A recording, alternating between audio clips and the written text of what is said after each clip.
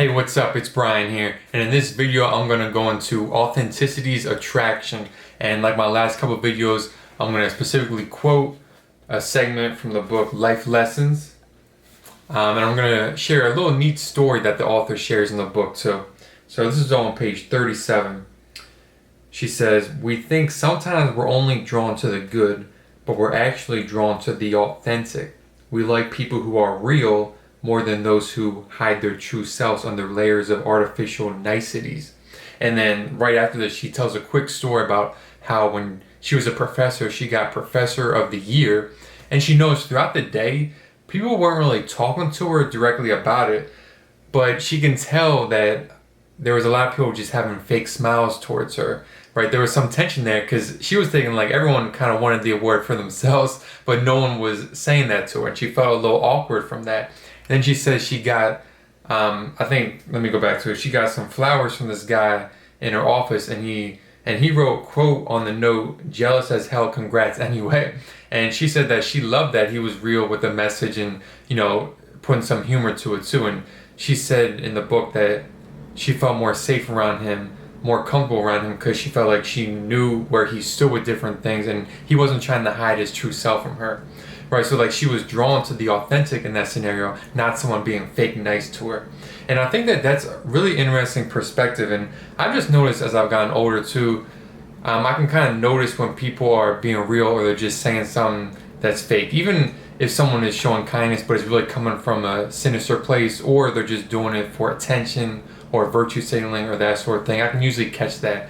And for me personally, I just love when people are honest. I just direct and straightforward. And this is even if I do not agree with you, or even I don't agree with anything that you're saying. I still love it when I hear someone who's sharing their perspectives, not tiptoeing over their words.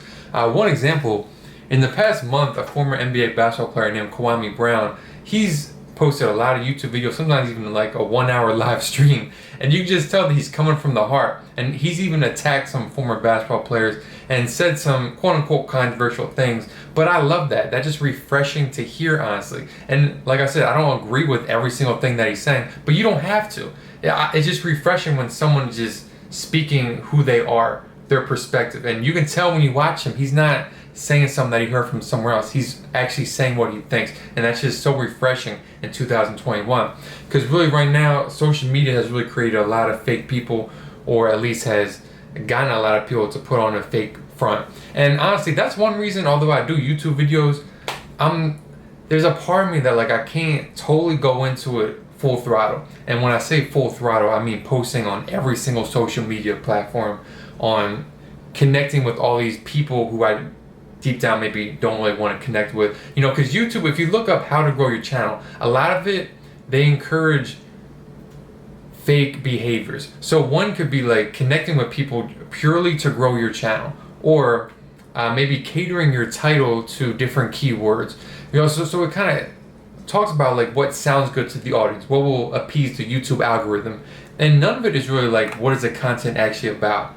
So I think that's really something to think about, and that's why I'm never gonna have my number one goal in these YouTube videos to get views, to monetize it, all that stuff. Like that is hopefully gonna come down the line, but I'm never gonna sacrifice authentic content at all.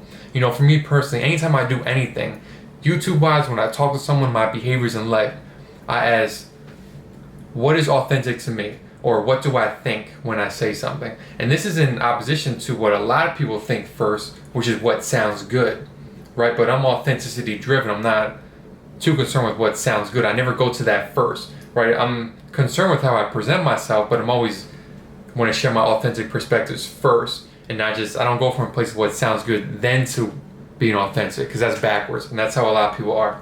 So the main message from this video is you really want to prioritize your authenticity, because that is what is going to attract greatness to your life. That is what is going to attract the best version of yourself to manifest. Recognize Authenticity's attraction. Comment down below your thoughts on the video.